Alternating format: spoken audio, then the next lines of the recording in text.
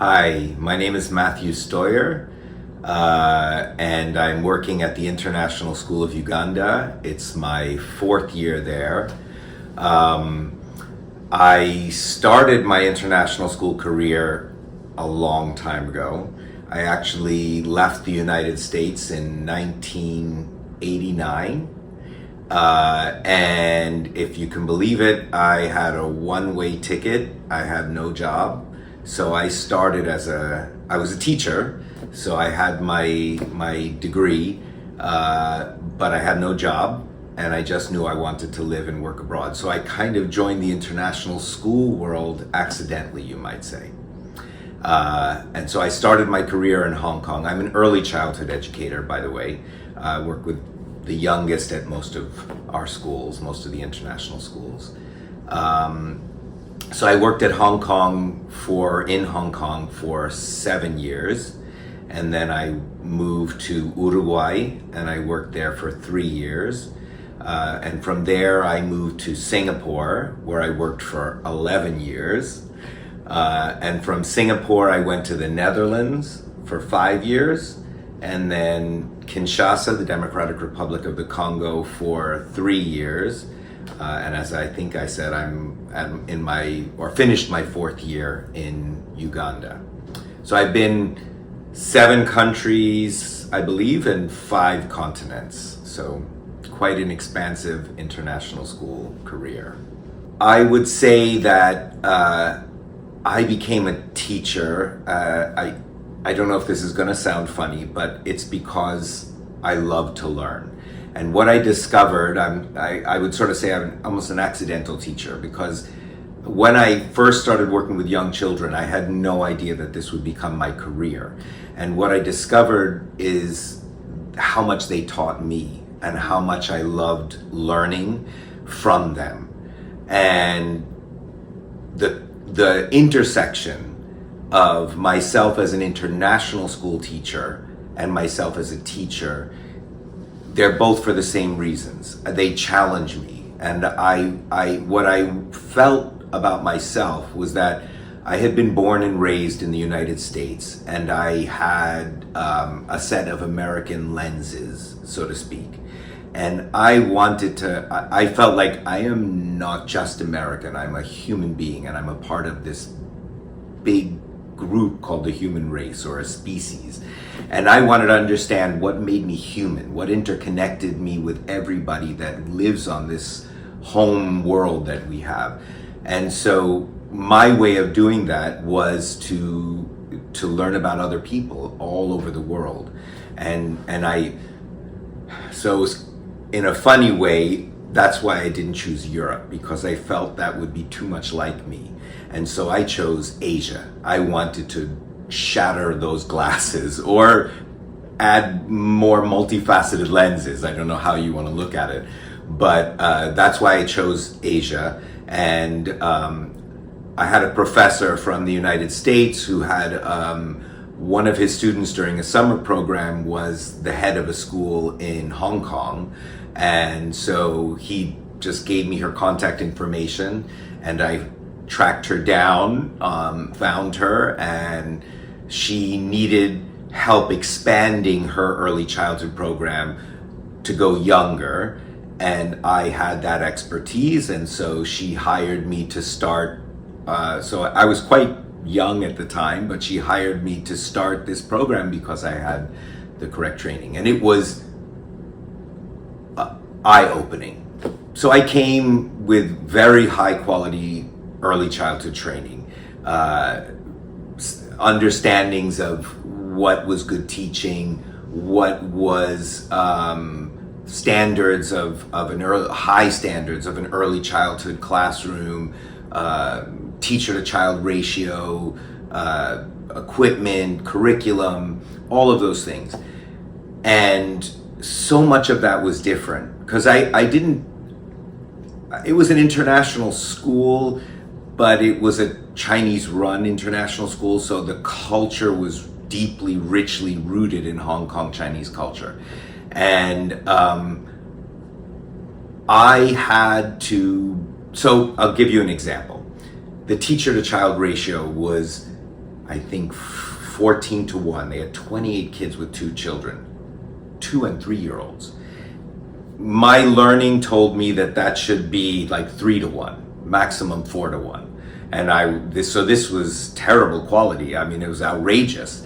But what shocked me was it worked. Somehow it worked. The classes were beautifully run. They weren't like with an iron fist. They weren't heavily disciplinary or authoritarian.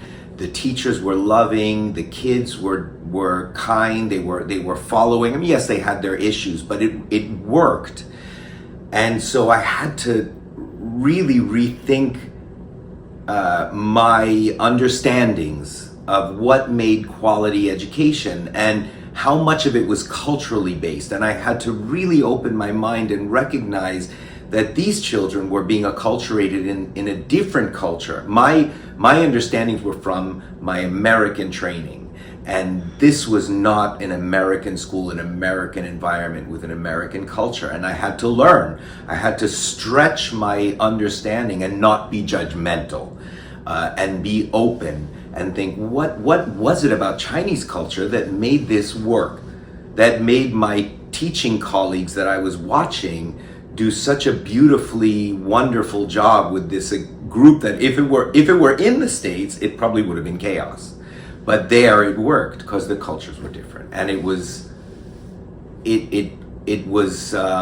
stretched me, it opened me, challenged me, and that was exactly what I was looking for as a human being, not just as an educator. I think it has. So I think I mentioned in the beginning when I left the United States, my wish was to deepen my human understandings, my understandings of what makes us human. So I think as an educator, what I try to do is find the interconnections, the human connections, the threads that bind all of our differences, that interconnect us. And while at the same time, really listening deeply, really respecting the diversity.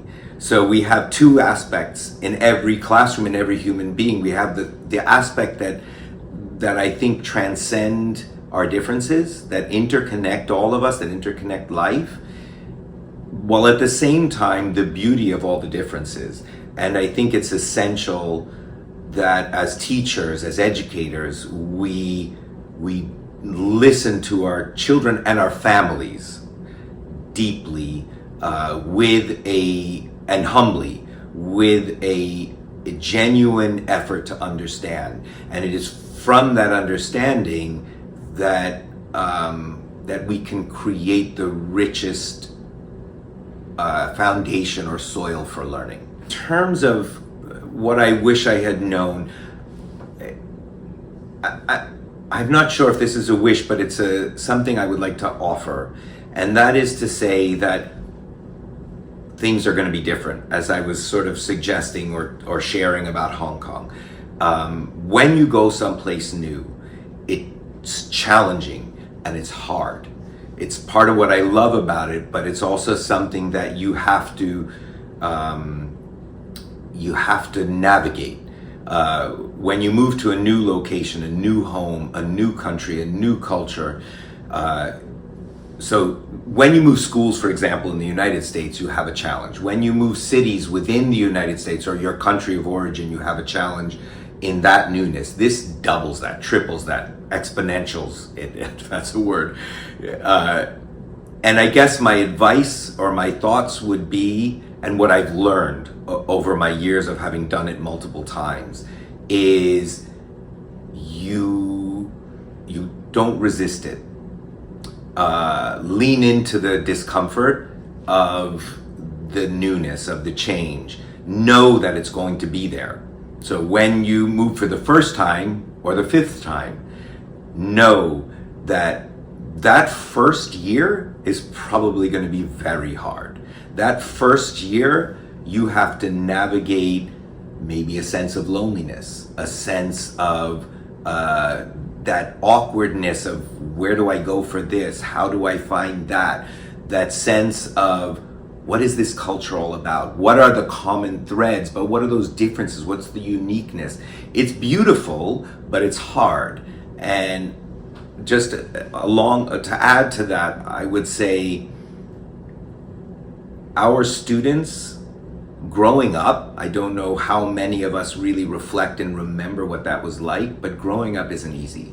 And for a lot of our students, they're also moving cultures, moving countries, and it's hard, and it's awkward, and sometimes they feel lonely. And I think I would suggest that we lean into the discomfort and use that as a way of connecting with our students and with our families. I try to remember that it's not always just about our students, it's also about our families, and we need to connect and understand. I would say that you learn so much, and it's the kind of learning that I don't think you can ever really get it in your own country. It's a little bit like I said in the beginning, where you have your American glasses or your British glasses or your Australian glasses, wherever you may be from. You can't really take those off until you get out. I'm not going to say it's for everyone, because I can't possibly say that. For some people, maybe staying in their home country is what's necessary. But if you're thinking about it, if you have an interest in it, I would say there's nothing more beautiful in terms of learning and opening yourself and understanding what it really means to be a global citizen. I mean, I think I've kind of already gone over a little bit in some of the other things I've shared. I feel like my ability to dig deeper inside myself through the challenging of my own heart and mind in every country where I've moved to, and having to understand new people and new traditions and new customs and just a new home.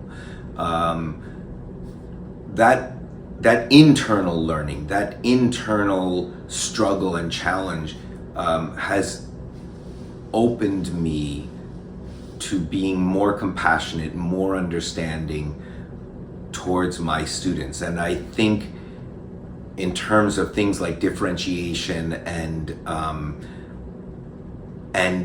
being able to gear my teaching to my students, to each of my individual students, I think I get better and better at that by getting better, by digging deeper inside myself and understanding more of who I am in this bigger